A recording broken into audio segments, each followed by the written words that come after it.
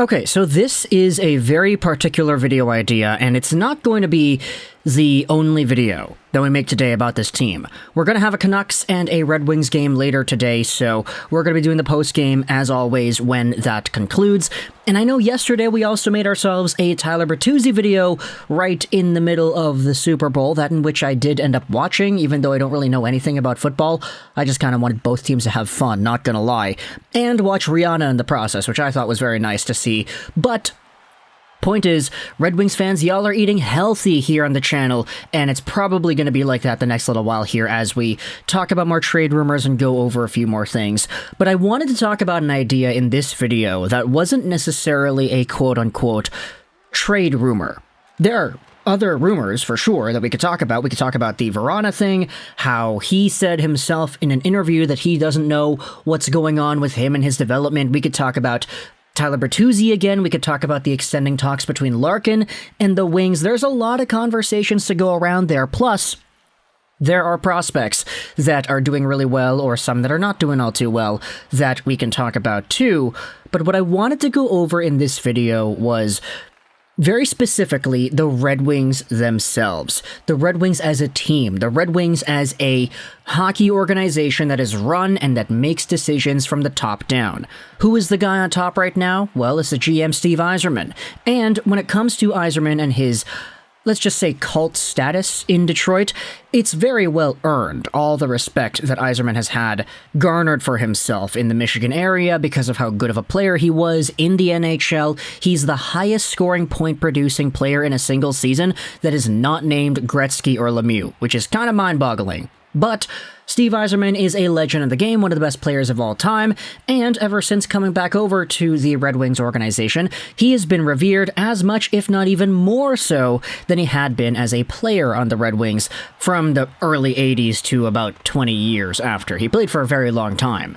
Long story short, ever since Yzerman went back to Detroit, there has been this somewhat dubbed Yzerplan that the Wings have sort of gone out there and exhibited, all kicked off by Steve Yzerman taking over the helm of the Wings in 2019-20. He started out by drafting with the squad in 2019, getting Moritz Seider. That was the first, let's just say, big piece that he had acquired for the Wings. And it was a really good move, all things considered. Sure, back when it was made, you could debate there was some controversy about it because he wasn't supposed to be that high of a pick. But nowadays, you could definitely see that there is a ton of talent there. And the Yzerplan got off to a pretty good start. The next few years saw yourself some more trades, some more acquisitions. You got draft picks, you got really good young guys. Lucas Raymond, sure, he wasn't the first overall Alexis Lafreniere, but now who wants Lafreniere anyway? He got Raymond, he got Edvinsson, he made a boatload of trades. There was a three-way trade thrown in there with the David Savard Tampa Bay thing. There was the Verana deal, a whole bunch of other picks that were moved around. You could say the Nedeljkovic trade was a big one, Ville Husso as well. The Yzerplan was in full effect. But this is a tweet that I wanted to read to you from about a week ago from Sean Shapiro, and it goes out there and asks a pretty simple question. How many more seasons does Yzerman get before any criticism is no longer automatically met with trust the Yzerplan by a large portion of the fan base? I'm legitimately curious because it's such an odd discourse to see with the fandom in a sports world where GMs are questioned more than ever. To clarify something on this, I'm not even criticizing Yzerman right now. But any other GM waives nearly $10 million of contracts that he signed, and he's getting hammered by fans. In Detroit, it was just, Steve must know what's up. It's just fascinating to see the hold he has on fans. And obviously, $10 million AAV, he's talking about Nedeljkovic, he's talking about Jakub Vrana, and he's also talking about Adam Ernie, all of which ended up clearing. And so it's a really interesting point brought up by Shapiro here, isn't it? That the Steve Yzerman sort of regime has been met with so much positivity since the start of its regrouping in Detroit that now, when you start to see a little bit of turmoil, it's kind of intriguing how there doesn't really seem to be too much panic going on. Sure, there are some other things that I've seen Red Wings fans maybe kind of questioning a bit, like, okay, with hindsight, it's 2023, it's February, middle of February, it's no longer October. It's a lot easier to see now that the Ben Sherratt signing probably wasn't an amazing one. I think we can all agree on that. We could say that Yzerman has made some moves that might not have been absolutely amazing, But at the same time, it's not really like a Ben Sherratt type of asset or a contract is quote-unquote hurting the team. In the same way, like, let's say Vancouver and Oliver Ekman-Larsson is, or Vancouver and Tyler Myers is. I'm bringing up Vancouver because, of course, that's the first team that comes to my mind, and plus the Red Wings are playing them later today.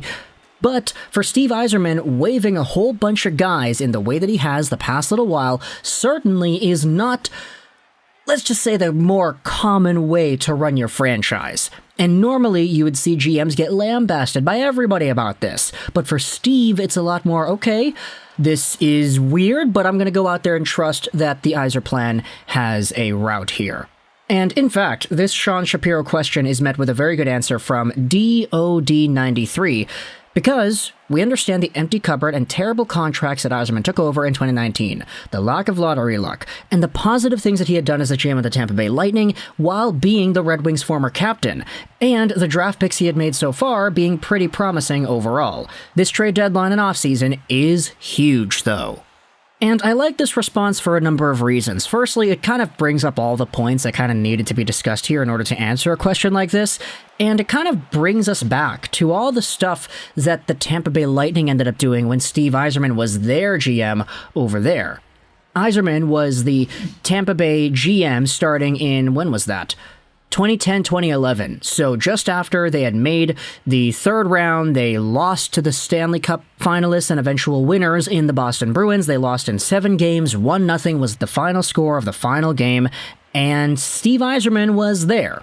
Sure, they had Stamkos already. They had a few other guys that were pretty good in their system at that point in time. But as Steve Yzerman was the GM of the Lightning back in 2011, he held that role up until 2018. And he was really good at just building this team to be a workhorse. They made the finals in 2016, and sure, you could say their better players were a lot on the younger side. Kucherov was not as amazing as he is today. Andrei Vasilevsky, while he had a lot of potential, he still wasn't Andrei Vasilevsky like he is now. Yzerman was the guy that pretty much set the core in place for this Lightning squad to be able to walk. And then Julien Brisebois came over here, added the final pieces they needed to really set this team free so they could run. You could say that Yzerman had a really big hand in assembling the roster that eventually won 2 straight Stanley Cups and made it to the finals a 3rd time in a row. But that guy ended up leaving right before he saw his work come to fruition. Now you have the really good start that Yzerman had with the Red Wings as the GM of that team, and there's a lot more reason to believe that Yzerman kind of knows what he's talking about when he says he has a plan. There was the contract negotiation process that happened with a whole bunch of these other Lightning guys, Steven Stamkos, Nikita Kucherov. They all needed money, and they were all pretty good players. Similar sort of in the fact of Dylan Larkin and his contract extension process right now. If Steve Yzerman can give out a contract that a lot of Red Wings fans would feel is a quote-unquote steal, between now and the trade deadline, let's say, for example, to Dylan Larkin, there is all the faith in the world restored in Yzerman if that becomes the case. Not that there was too much faith lost. I get it. You could say that Ben Sherratt was not a great signing. You could say that some trades probably have amounted to nothing, really. You could say that the Vrana thing is very, very suspicious, which I agree it is. But at the end of the day, there is still a lot more good Yzerman has done here than bad, that you really kind of have to look at the bigger picture here. Sure, individually waiving 3 guys worth $10 million against the cap on contracts that you had signed is not really the best look, but it's a small stepping stone. Maybe in the backwards direction, maybe in the forward direction. Who really knows? It's a small stepping stone on the path that Yzerman has built for this team. And I'm thinking long-term, the Red Wings probably are going to be in a better spot when a lot of these younger guys are a lot more polished and developed. And that was always kind of the plan, right? We knew the Red Wings were going to be bad in 2019-20. They were really bad then. And I kind of said it the whole time. You just got to go out there and look for little victories. Any small thing to go out there and cheer for. That is what you focus on. The prospects doing well. The young guys on the team stepping up and actually developing. The Red Wings have had a really good run the past few years of just giving the fans little victories that now, sure, the team is not doing all too well comparative to where they were last year, but there still is a plan here. And we just gotta wait. So let me know your thoughts in the comment section below about the Yzerplan and everything that we have talked about in this video. I hope you enjoyed this video. And bye.